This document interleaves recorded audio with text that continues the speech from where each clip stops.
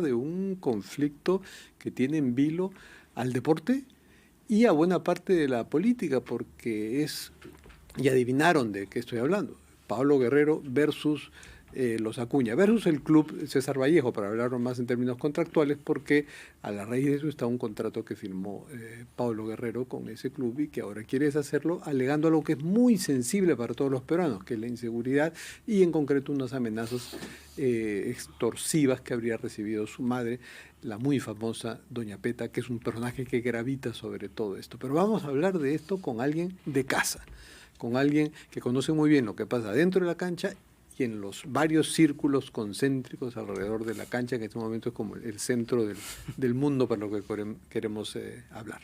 Gracias por acompañarnos, Juan Carlos Ortecho. ¿Qué tal, Fernando? Un gusto estar acá. Por primera vez, espero no sea la última. No, claro que no, claro que no. Sí, estamos en casa. Estamos en casa y con un tema que pues ya tú te he estado escuchando durante el día, lo calificas de una novela, noveleta. Sí. Sí. Tiene muchos...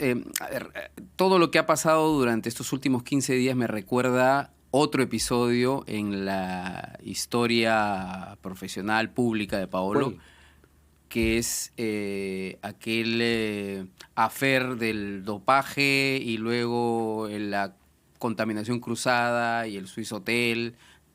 Todos deben recordar aquello, ¿no? Que a Paolo se le encuentra en un examen de orina de estos rutinarios que se hacen en los partidos de alta competencia.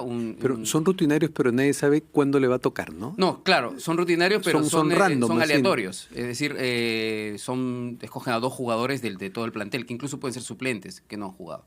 Entonces le tocó a él en un partido de la selección y salió positivo por el metabolito famoso de la cocaína. Él apeló esa decisión y la decisión se la extendieron incluso, ¿no? La gente lo recuerda como que Paolo salió airoso porque jugó el Mundial. Pero ¿qué pasa? Él presentó una medida cautelar y jugó el Mundial, pero... Gracias al Poder Judicial suizo. Así, correctamente. Que fue una hazaña judicial. Así es, en su momento, pero eso fue solo una ventana. En realidad él fue sancionado por dopaje. Entonces, toda esta historia me recuerda porque ha sido una historia que tiene estos bemoles mediáticos y de casi de elevar a Paolo a un nivel, ¿no? De endiosarlo o decir que él es que ha sido el salvador. Él lo ha sido porque nos llevó al Mundial, ¿no? Pero este es el 2024 y no es el 2018. Y en ese entonces la gente le creyó porque íbamos al Mundial después de 36 años. Le quiso creer. Y le quiso creer. Hoy en día la cosa es muy distinta. Y más allá de algunos, yo creo que en general lo unánime es que le dice Paolo, cumple con tus compromisos, y en todo caso, si no quieres cumplir con esos compromisos, tienes que resarcir a los Acuña. Y claro, y está frente a una familia y a un club que tiene pues también sus prestigio y sus ambiciones y no quieren perder. Sí, de acuerdo. Pero tampoco quisieran sentirse responsables de que Paolo no vuelva a jugar fútbol. Sí, pero eso ha sido, yo creo, más una manipulación de parte de Paolo, porque Paolo dijo en algún momento, en declaraciones a la prensa, dijo que él responsabilizaba a estos señores si es que no le daban la salida y él se iba a retirar, ¿no? Teniendo en cuenta que el plazo para poder jugar en un equipo en el Perú se vence el próximo lunes 26. Pero hay otros mercados abiertos, ¿no? Pero también los plazos se van cerrando. Los plazos sí, pero son distintos. Por ejemplo, en Brasil es el 7 de marzo, en Chile... Pero él tendría chance en Brasil... Probablemente no en este momento, pero siempre hay la posibilidad. Luego, a mitad de año, en junio, julio, hay otra ventana de transferencias también, y él podría también, en este momento, o sea, cumplir con César Vallejo hasta junio, y luego mirar la posibilidad de irse a otro lugar. El problema es que, claro, han ocurrido algunas cosas entre que él firmó y ahora que ya se sabrán en su momento, que no están del todo muy claras, pero él cambia de opinión en un momento determinado y muchos dicen que tiene que ver con su situación familiar, evidentemente, porque no es posible que él no supiera que en Trujillo se vive una situación de inseguridad. Entonces, no son hechos que sobrevinieron a la firma del contrato. Claro, el que le mandara mensajes, sí, pero tú eres susceptible Además, de que te manden mensajes. en los últimos años ha vivido en ciudades inseguras. Ha estado en Quito. Sí, exactamente, ya vemos como Ecuador es un polvorín. Ha estado en Sao Paulo. No, sí, y está en Río. Que Río tiene un índice de criminalidad mayor a la de Trujillo, ojo. ¿No? Y donde se han visto casos de familiares, incluso de futbolistas, que han sido afectados por secuestros, por extorsiones, por sobornos, una serie de cosas. Entonces creo que quienes han elaborado esta estrategia mediática para que Paolo sea la víctima y pensando en que de repente los Acuña no son los tipos más queridos en el Perú, ¿no? Por lo menos por un gran sector de la población. Entonces, esta batalla se la ganamos, es Paolo contra los Acuña, ¿no? Pero finalmente ha sucedido lo contrario. Ha sucedido lo impensable, que todo el Perú se solidarice con los Acuña, ¿no? Entonces, sí, y está Richard Acuña, que además tiene pues su talante. Claro, y es político. Y más bien no quiere que lo igualen con Paolo en el aspecto de la presencia gravitante de Doña Peta, que podría ser equivalente a la de su padre César Acuña, ¿no? Sí. Entonces están ahí. No, yo creo que Richard Acuña se ha desenvuelto bastante bien en estos días, posicionando a su institución, al club de la César Vallejo, en una situación absolutamente razonable. Nosotros firmamos un contrato y teníamos ciertas expectativas. Y lo que queremos, en ningún momento lo han combinado. Ha habido cartas así bastante, ¿no? Que le han dicho, de hecho, el plazo se vencía hoy y por eso él ha venido. Ha intermediado el presidente de la Federación Peruana de Fútbol, el señor Agustín Lozano, quien ha estado presente en la reunión de hoy. Ha estado en la reunión de hoy. Ha estado en la reunión de hoy, intermediando, ha venido de Chiclayo. Y aparentemente ya esa posición dura de Paolo, de decir, no voy a jugar y libérenme, a estas alturas de la noche no es así. Las conversaciones todavía siguen. Ahora, Lozano está más cerca en esto de los Acuña que de Paolo. Sí, acuérdate que está ligado a que PP. Lozano ha postulado por el partido de Acuña en algún momento por a la alcaldía de Chongoyape. Claro, por Alianza para el Progreso. Chongoyapano. Sí, claro. Muchos de los, todavía de los procesos que él tiene, porque él tiene varios procesos de investigación, en el Ministerio Público, etcétera, son de la época que él era alcalde, ¿no? Hay uno que es por desbalance patrimonial, ¿no? En la época que era alcalde, pero bueno, eso es casi, tú que sabes más de eso es casi parte de los gajes del oficio de todos los gobernantes en el Perú y sobre todo los gobernantes locales. Pero, en fin, Agustín Lozano, que es muy cercano a los Acuña, ha intermediado, ¿no? Está intermediando todavía y probablemente tengamos alguna sorpresa. Ahora, también hemos visto a Luis Valdés entrando a la casa, asesor, ¿no? Claro, es asesor de César Acuña, ¿no? Es el secretario general de Alianza para el Progreso, claro. Lo que le da pues un tinte político. Es que también ahí hay un partido y una reputación política que se está defendiendo. Sí, es que cómo queda César Acuña y cómo queda el capital político al que tú haces referencia, si el jugador más emblemático de los últimos 20 o 30 años en el Perú no va porque tú no tienes control sobre tu ciudad. Claro, pero estos señores de Alianza para el Progreso, los Acuña, los trujillanos tampoco pueden salir ganadores en términos del conflicto, en términos contractuales, comerciales. Sí. Pero tampoco querrán aparecer como los malos, como los malvados, y que Paolo luego se victimice y en efecto su carrera se suspenda y entonces ellos será por ustedes que no le dieron la mano, no comprendieron la sensibilidad y realmente hubo amenazas que recibió doña Petronila. Pero yo creo que por lo menos en esta primera etapa de esta noveleta, como le he llamado, mediáticamente los Acuña están ganando el partido. Han estado ganando el partido. En general, la gente no se ha solidarizado. Pero el partido no ha acabado. El partido no ha acabado. ¿Cuándo acabaría? O sea, ¿cuáles son los escenarios? Bueno, los escenarios a partir de ahora es, uno, que Paolo diga, bueno, disculpen, ya lo escuché al señor Agustín Lozano, me ha convencido él también, hemos intermediado, voy a jugar por la Universidad César Vallejo. Sin condiciones. Es un escenario bastante complicado. Y mi seguridad está garantizada. Así es. Y aseguran la tranquilidad mía, de mi madre, de mi novia, que también es otro personaje que con el que recién se reconcilió. La señora consorte que estaría dispuesta a vivir en Trujillo o no. Probablemente no. No sería la primera vez que un jugador de fútbol no esté al lado de su esposa y que tenga pues algunas licencias para poder visitarla, no sé, o para poder retirarse o irse, no sé. Ese es un escenario que es el más conciliador. Es el más conciliador, que todo vuelva a foja cero, que volvamos al 1 de febrero cuando él firmó el contrato y él juegue por la Universidad de César Vallejo y se vaya a vivir a Trujillo, con o sin su esposa, no sé. ¿El contrato por cuánto tiempo es? Es por un año, es hasta fines del 2024. Tampoco es demasiado, ¿no?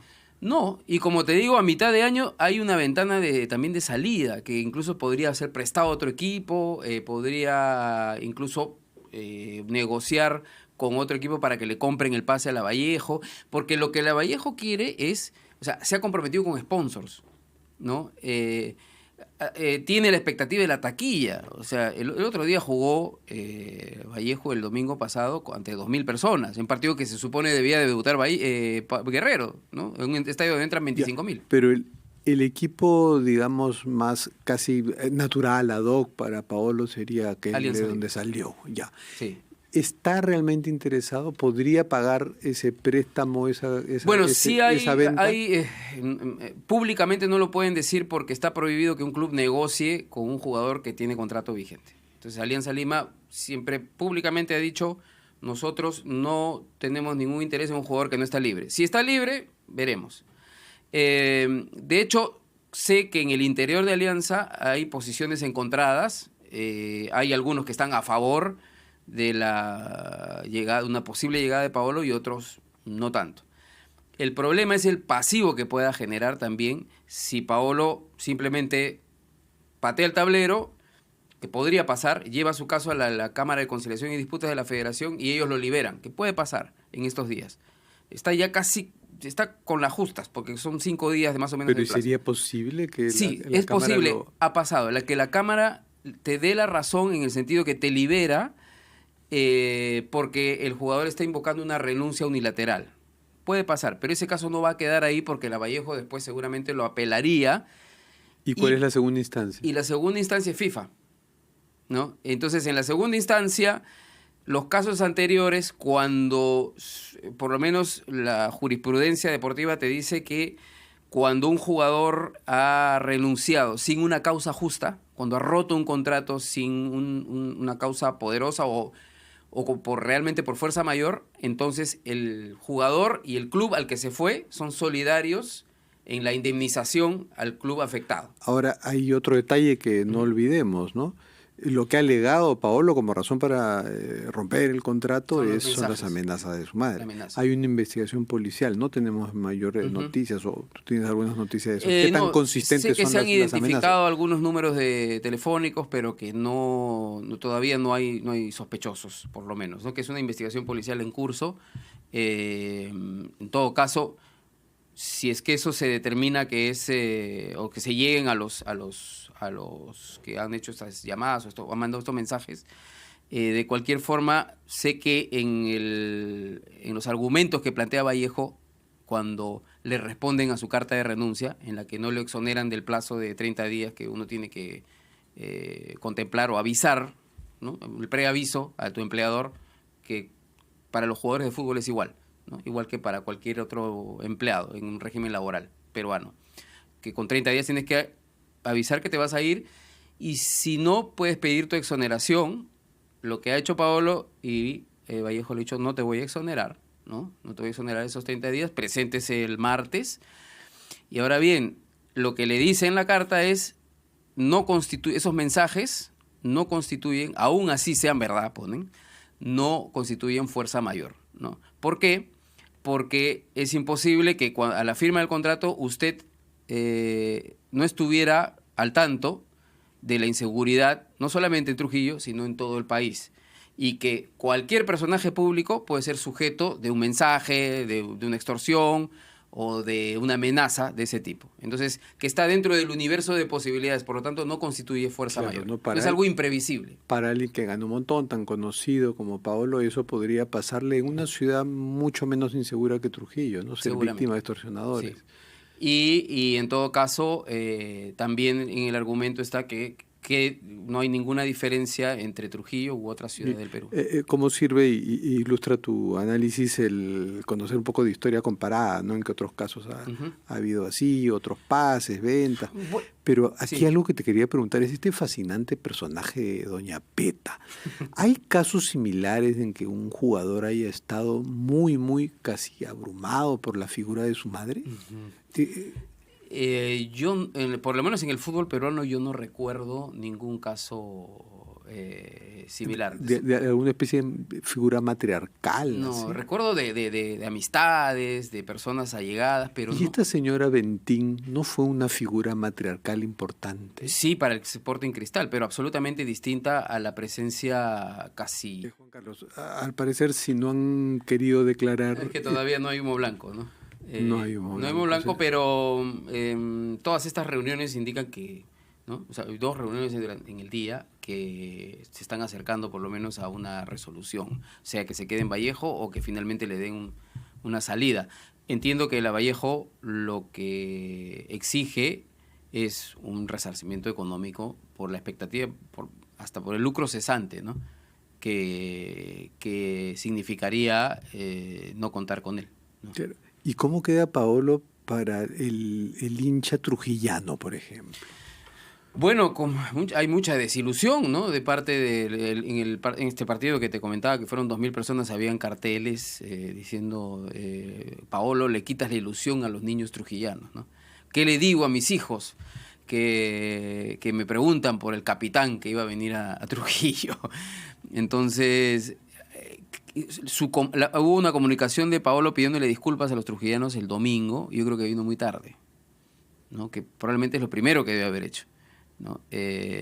Porque hay una sensación, pues, de ninguneo, claro, ¿no? Es que en ese sentido acá se juega bastante, pues, porque tienes uno de los pocos ídolos por encima de controversias, pero ahora siendo aplastado por una controversia, ¿no? Entonces... y muy mal manejado en sí, ¿no? O sea, la sensación que le queda a la gente es que caprichoso es Paolo, ¿no? Porque firmó un contrato y después ya se quiere ir por algo que sufrimos todos los peruanos. Y ahí hay un capital, pues, emocional, de identidad que no se puede desbaratar así por engreimientos, ¿no? Entonces eso hay que cuidarlo mucho y hay que ver cómo se resuelve. Y yo imagino que los de Acuña tampoco querrán arriesgarse a ser responsables de lo que le pase a Paolo en el futuro. No, pues. Hasta ahora, como te digo, lo han llevado con bastante tino. Y con mucho equilibrio, sí. Quería aprovechar tu presencia para preguntarte por otro tema importante y que ha sucedido hoy, que es la reunión que hubo de Dina Boluarte con algunos dirigentes del deporte. Perdón. Otárola estuvo Gianferrari. Sí, presidente de Alianza, el administrador de Alianza con... ¿Y alguien de la Federación Peruana de Fútbol también? Sí, fue la secretaria general de la Federación. Y ahí ha habido algunos acuerdos respecto a que los próximos partidos que tienen que ver con la U y Alianza. Con U y Alianza se jueguen así en seco, sin público. Pero solamente en una tribuna. Es decir, se ha tomado como primera medida, Alianza juega este fin de semana, no juega en Matute porque lo tiene suspendido por lo que pasó el año pasado, el apagón. Por el apagón. Sí, hasta mayo. Y va a jugar en Villa El Salvador, ¿no? En ese estadio chico que tiene Villa El Salvador. Y la medida es que la tribuna sur, en el partido de Alianza, no esté abierta al público. Las otras 3 tribunas sí. Porque en la tribuna sur va la barra, el Comando Sur, la barra más fuerte identificada con Alianza Lima. Y en el partido de la U, que es el 1 de marzo, la próxima vez que la U juegue de local en su estadio el Monumental, la tribuna norte no va a... Te oí más temprano decir que lo más probable es que pues cambien de tribuna los hinchas, la barra. Otra tribuna. A ver, Fernando, lo digo hace mucho tiempo, ¿no? Es esta idea absurda de cerrar, o sea, de tomar como única medida cerrar estadios ante situaciones de violencia en el fútbol, tiene en el Perú, es de larga data, tiene 30 años. Y no solo en el Perú, es universal, ¿no? Sí. Ahora, hay que mirar casos de éxito contra la violencia en el fútbol, que abundan. El más emblemático es el de Inglaterra. Inglaterra era tierra de nadie hasta los años 80, ¿no? evidentemente hubo un interés del gobierno, en ese entonces Margaret Thatcher, de dar presupuesto al problema de la violencia en el fútbol. Y no se solucionó solo cerrando estadios, se solucionó fundamentalmente cambiando la estructura de los estadios también, porque antes eran todos parados y pusieron asientos y era más fácil identificar a la gente. Y segundo, con trabajo de inteligencia de la policía. Pero además con una sanción autoimpuesta que dejaron de jugar partidos internacionales por tiempo, ¿no? Los equipos ingleses no jugaron en Europa, pero esa fue una sanción de UEFA, de la organización europea. Porque hubo una tragedia ocasionada por los hinchas, por los hooligans, ¿no? En Bélgica, en el año 85, la final de la que ahora se llama Champions League, que hubo entre Liverpool y Juventus, y murieron más de 60 hinchas de la Juventus, italianos, en una pelea en el estadio de Bruselas. Pero fue gradual, ¿no? Definitivamente estos cambios que se dieron, y hoy en día ir a un estadio en Inglaterra es como ir a Disneylandia. O sea, no tiene el factor de inseguridad, es cero. Entonces, aquí no hay voluntad, a lo que voy es, no hay voluntad política. A la policía le molesta tener que ocuparse de los temas del fútbol, y ese es un problema de los dirigentes. Y es un problema social. Estas pandillas que se pelean en Santa Anita vistiendo camiseta de Alianza y de la U, no es que es un problema solamente del fútbol. El fútbol tiene que involucrarse, pero es un problema social y un problema de seguridad también. ¿Cómo hace Jan Ferrari, cómo hace el administrador de Alianza para controlar a hinchas que vienen desde Ventanilla? Solos no pueden. Muchas gracias, Juan Carlos, y seguiremos muy atentos a la cobertura que haces tú y nuestros colegas de deportes en RPP. Gracias.